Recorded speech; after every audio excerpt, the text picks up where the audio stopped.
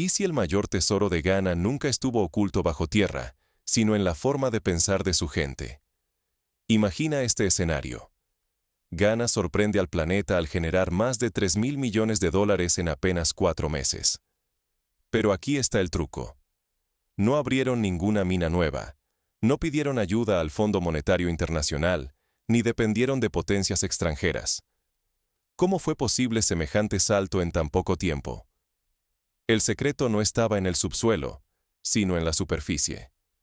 Ghana decidió reinventar su sistema y, sobre todo, su mentalidad sobre quién controla la verdadera riqueza nacional. Durante décadas, millones de africanos vieron cómo el oro salía de sus países, pero la prosperidad nunca llegaba a sus comunidades. Ghana tenía oro, pero la riqueza parecía siempre pertenecer a otros. Las reglas se dictaban desde fuera, las ganancias fluían al extranjero, y la juventud heredaba frustración en lugar de esperanza. Pero en 2025, Ghana trazó una línea. Basta de perder lo propio. Implementó políticas claras, exigió transparencia en cada exportación, y por primera vez, priorizó que el oro beneficiara a su pueblo. Lo que antes se escapaba por contratos injustos o falta de control, ahora engrosa las arcas nacionales. Este giro de Ghana lanza una pregunta urgente, no solo a África, sino a todo el sur global. ¿De quién es realmente la riqueza bajo nuestros pies? ¿Y qué pasará si seguimos ignorando estas lecciones? El riesgo es inmenso. África podría perder billones de dólares más y sentenciar a otra generación a la pobreza, o empoderarla para un futuro digno. Pero, ¿cómo logró Ghana ese cambio radical? La respuesta no está solo en nuevas leyes, sino en una revolución interna que desafió décadas de dependencia. Durante más de un siglo, Ghana extrajo oro de sus entrañas, pero esa fortuna rara vez tocó las manos de su gente. El oro ghanés brillaba en mercados lejanos, pero su verdadero reflejo apenas iluminaba la vida diaria del país. ¿Por qué? Siendo uno de los mayores productores de oro de África, Ghana seguía sumida en pobreza y dependencia. La raíz del problema era un sistema profundamente desigual. Durante décadas, grandes corporaciones extranjeras controlaron, procesaron y vendieron el oro de Ghana. Ellas fijaban el precio, el destino y las condiciones, mientras Ghana recibía solo una mínima parte del verdadero valor de su propio recurso. El caos y el contrabando prosperaban. Cada año, miles de kilos de oro cruzaban las fronteras sin ser declarados.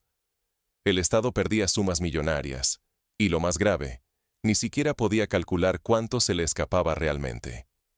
Así, la abundancia se desvanecía, y Ghana quedaba atrapada en un círculo de pobreza. Las ganancias fortalecían a otros países, mientras en Ghana las escuelas, hospitales y caminos seguían abandonados. A pesar de vivir sobre oro, la mayoría nunca sintió que esa riqueza les pertenecía. La dependencia era total. Las monedas extranjeras dominaban la economía, y las decisiones clave se tomaban en despachos lejanos. Los acuerdos y contratos se cerraban fuera de Ghana. Los intereses locales eran ignorados. Era como poseer una tierra fértil y ver a otros decidir qué sembrar y cuánto cosechar. Seguir así solo aseguraba más pobreza y un futuro hipotecado. La historia del oro ghanés era la historia de una nación que veía pasar su fortuna, pero no podía aprovecharla. Hasta que, en el año 2025, Ghana decidió cambiar el rumbo. Por primera vez en su historia, se atrevió a desafiar el sistema y reclamar el control de su oro. ¿Cómo logró Ghana transformar su destino y romper con décadas de dependencia?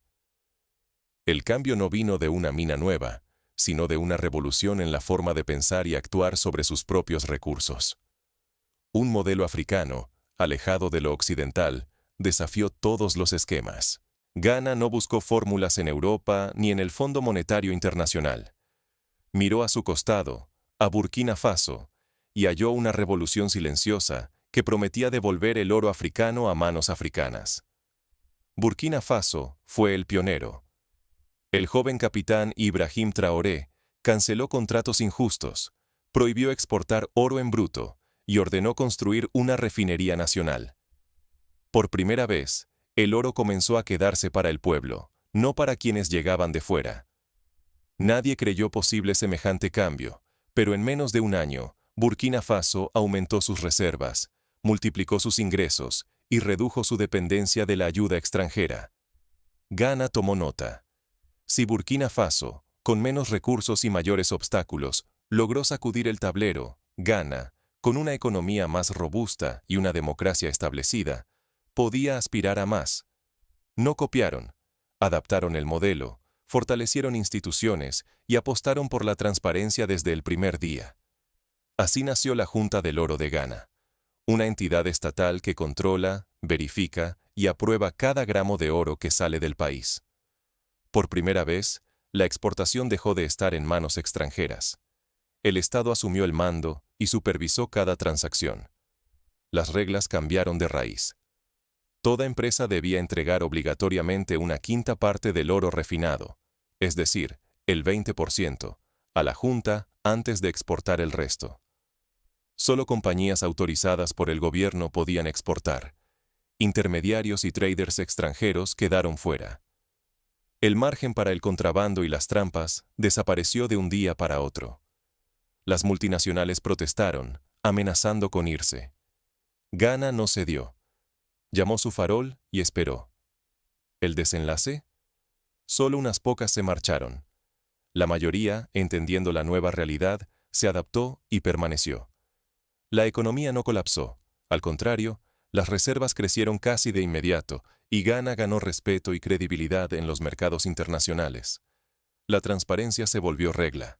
Por primera vez, Ghana supo con exactitud cuánto oro producía y exportaba. Ya no dependía de los informes de las empresas, sino de sus propios datos, verificados por la Junta. El pueblo sintió que el oro, por fin, le pertenecía. No era un botín para intereses externos. Este cambio encendió una chispa en el continente. Otros gobiernos comenzaron a estudiar el modelo ghanés, buscando adaptarlo a sus realidades. Así nació un efecto dominó. África vio que podía aprender de sí misma, imponer sus reglas y priorizar el bienestar local por encima de la presión extranjera. Pero el movimiento estaba cargado de riesgos. Si Ghana fallaba, podía quedar aislada, perder inversiones y enfrentar represalias internacionales. Sin embargo, el éxito desafió todas las previsiones y encendió una esperanza real para un continente cansado de ver cómo sus riquezas se le escapaban. Pero, ¿cómo logró Ghana mantener el control en medio de tantas presiones internas y externas? El siguiente paso sería aún más arriesgado. Cuando una nación africana toma el control de su riqueza, el mundo observa con nerviosismo, y África comienza a despertar. En apenas 3 meses, Ghana logró triplicar sus reservas nacionales de oro. No fue un golpe de suerte, ni un hallazgo milagroso, sino el fruto de decisiones valientes y un cambio radical en la gestión de sus recursos. El país no descubrió nuevos yacimientos, simplemente recuperó la propiedad de su oro y le dio un nuevo destino. Esta política audaz transformó el panorama financiero. La estabilidad del cedi, la moneda local, sorprende incluso a los escépticos. La dependencia del dólar, esa cadena silenciosa que frenó la soberanía de Ghana durante décadas, empieza a debilitarse. Ahora, el oro actúa como un escudo ante crisis globales y el país gana confianza en sí mismo. Pero la revolución no termina en casa. Ghana ahora negocia con una firmeza inédita en el escenario internacional. Por primera vez, no acepta reglas impuestas por intereses foráneos ni recetas del Fondo Monetario Internacional. Negocia de tú a tú, y su poder de decisión deja atónitas incluso a las grandes potencias. El método de comercio también cambia. Ghana firma contratos de trueque. Oro a cambio de bienes y servicios, eliminando al dólar como intermediario. Esta jugada reduce costos, amplía opciones y, sobre todo, siembra la idea de un comercio más justo y directo para toda África. El efecto dominó se acelera.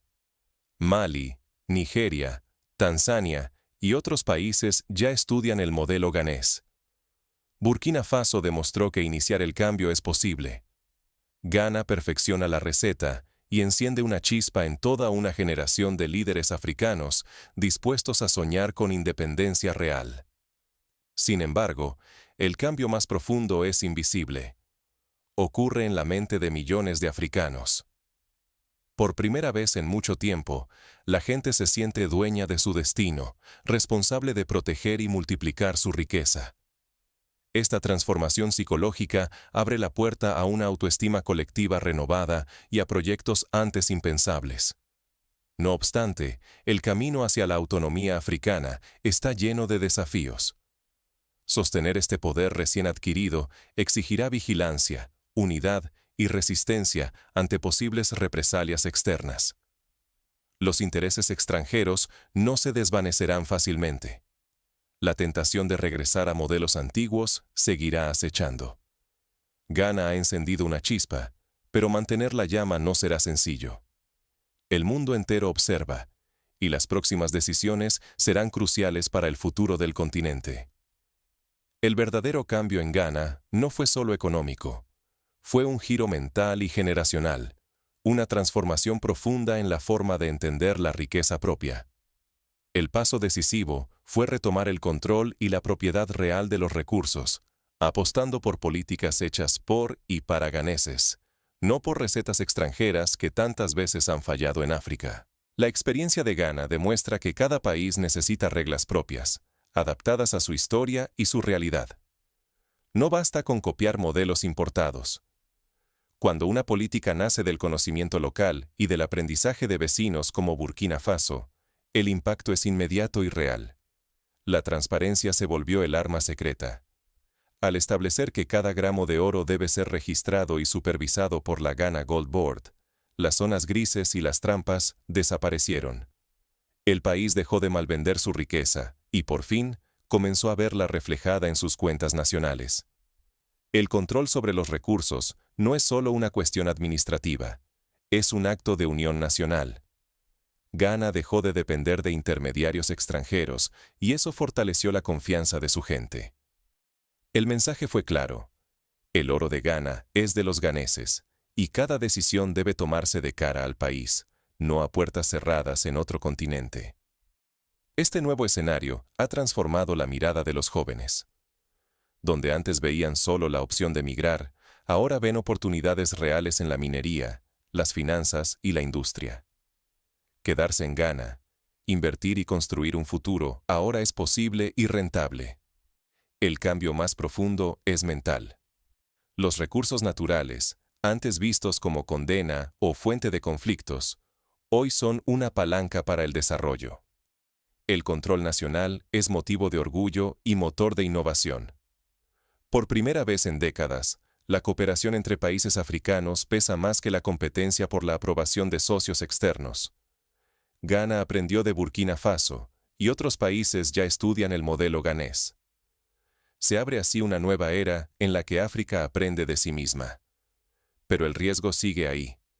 Si no se mantienen el control y la transparencia, el ciclo de dependencia puede regresar. Las futuras generaciones podrían quedar atrapadas en la desconfianza y la falta de autoestima, y la riqueza volvería a escapar, como sucedió demasiadas veces en el pasado. El caso de Ghana no es único, pero sí un faro para quienes buscan un camino distinto. ¿Podrán otras naciones atreverse a romper el círculo y tomar el control de su futuro? Si Ghana logró cambiar las reglas, ¿qué impide que toda África lo haga? Hoy tenemos una prueba clara. Para transformar un país, no hace falta descubrir nuevos yacimientos. Basta con recuperar el control y la dignidad sobre lo que ya es nuestro. Durante décadas, el modelo impuesto prometía desarrollo a cambio de entregar el mando de nuestros recursos y depender de instituciones externas. Ghana rompió ese ciclo. El oro siempre estuvo en su tierra, pero el verdadero cambio fue decidir para quién trabajaba el sistema. La revolución comenzó cuando Ghana puso primero el beneficio local. Reglas transparentes, propiedad nacional y coraje para enfrentar intereses poderosos. No copiaron modelos extranjeros ni esperaron soluciones milagrosas del Fondo Monetario Internacional. Aprendieron de vecinos y exigieron respeto. El riesgo de no actuar es inmenso, podríamos perder la oportunidad de construir un continente fuerte, autosuficiente y digno para las próximas generaciones. Si no cambiamos ahora, veremos cómo nuestra riqueza sigue desapareciendo y nuestra reputación queda atada a intereses ajenos. El ejemplo de Ghana lanza una pregunta incómoda a África y Latinoamérica. ¿Seguiremos esperando que otros decidan por nosotros o tomaremos el control de nuestro destino? Si una nación lo logró, ¿qué podría conseguir todo un continente unido defendiendo lo suyo? Ahora, analicemos con mayor profundidad cómo Ghana logró transformar no solo su economía, sino la percepción internacional sobre la riqueza africana. El ejemplo de Ghana muestra que las soluciones africanas pueden ser la clave para romper los viejos patrones de dependencia.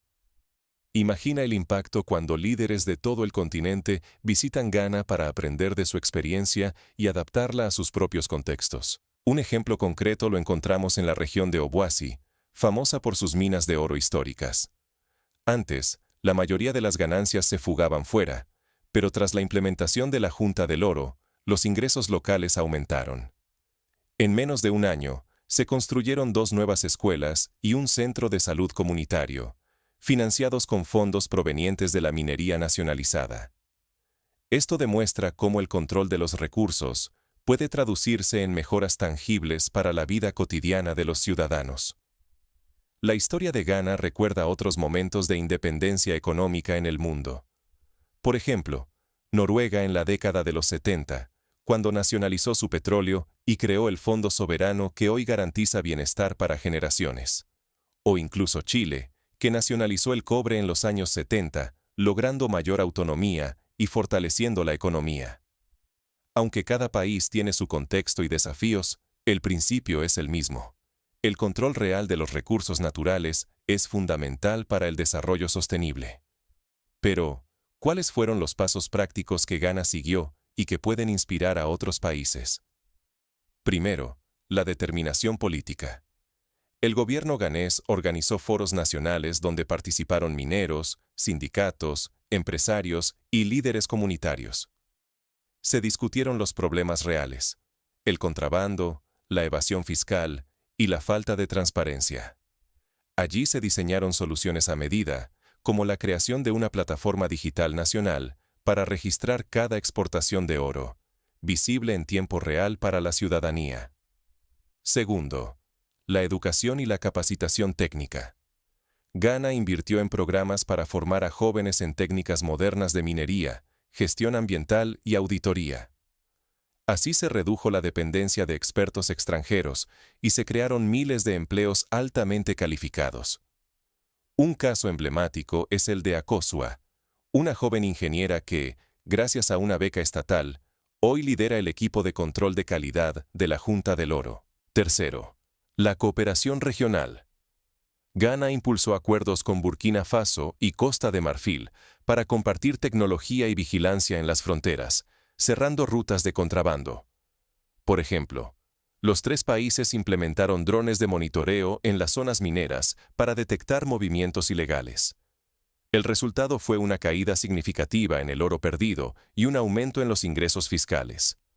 Cuarto, la diversificación económica. Con los ingresos extra, Ghana financió proyectos para agregar valor al oro antes de exportarlo, como joyería y componentes electrónicos. De este modo, la riqueza no solo se medía en toneladas de oro, sino en empleo, tecnología y desarrollo industrial. En Kumasi, por ejemplo, surgió un clúster de pequeñas empresas que fabrican joyas de diseño local, exportadas ahora a Europa y Asia. Además, Ghana implementó controles sociales para asegurar que la riqueza beneficiara a todos. Por ley, el 20% de los ingresos de la minería debe destinarse a fondos sociales, con prioridad en educación, salud y vivienda. Se crearon comités ciudadanos de vigilancia para auditar el uso de estos fondos, previniendo la corrupción. El caso de la ciudad de Tarkwa es ilustrativo. Tras años de abandono, ahora cuenta con nuevas escuelas y clínicas financiadas por el oro nacionalizado. En el plano psicológico, la transformación fue igual de profunda. Los medios de comunicación locales lanzaron campañas para promover el orgullo nacional y la importancia de defender los recursos propios. En escuelas y universidades se impartieron cursos de historia y economía africana, reforzando la idea de que la riqueza de Ghana debe servir primero a los ganeses. El impacto internacional no se hizo esperar. Organizaciones como la Unión Africana y la Comunidad Económica de Estados de África Occidental elogiaron el modelo ganés y enviaron delegaciones para estudiarlo. Incluso países de América Latina y Asia mostraron interés, viendo similitudes con sus propios desafíos y posibilidades de cooperación sur-sur. Sin embargo, el proceso no estuvo exento de desafíos. Ghana enfrentó presiones diplomáticas, amenazas de sanciones y campañas negativas en la prensa internacional. Para contrarrestar esto, el gobierno apostó por la transparencia y mantuvo informada a la ciudadanía. Además, diversificó sus socios comerciales, firmando acuerdos con China, India y Turquía, para reducir la dependencia de los mercados tradicionales. A nivel práctico, Ghana también promovió la minería responsable. Se establecieron normativas estrictas para proteger el medio ambiente y se crearon zonas de rehabilitación ecológica en áreas afectadas. Los mineros ilegales recibieron opciones de formalización y capacitación, logrando que miles de ellos se integraran al sistema legal y contribuyeran al desarrollo nacional. El caso de Ghana inspira porque demuestra que el cambio es posible con voluntad, unidad y visión de futuro. La clave fue combinar una estrategia nacional clara con la participación ciudadana y la cooperación regional. Así, el país no solo recuperó el control de su oro, sino que sentó las bases para una economía más justa e inclusiva. La gran pregunta sigue abierta. ¿Qué pasaría si otros países africanos y del sur global siguieran el mismo camino? Si cada nación tomara el control de sus riquezas, invirtiera en su gente y aprendiera de sus vecinos, el mapa del desarrollo mundial podría cambiar radicalmente en una generación. En síntesis, Ghana nos enseña que la verdadera riqueza no solo se encuentra bajo tierra, sino en la capacidad de un pueblo para unirse, aprender de su historia y construir soluciones propias. El oro de Ghana es ahora símbolo de dignidad, soberanía y esperanza. El desafío es mantener la vigilancia, la transparencia y el compromiso colectivo para no repetir los errores del pasado. ¿Y tú? ¿Qué harías si tu país tuviera la oportunidad de recuperar el control de su riqueza? ¿Te unirías al cambio o dejarías que otros decidan por ti? La decisión, como demuestra la historia de Ghana, está en nuestras manos.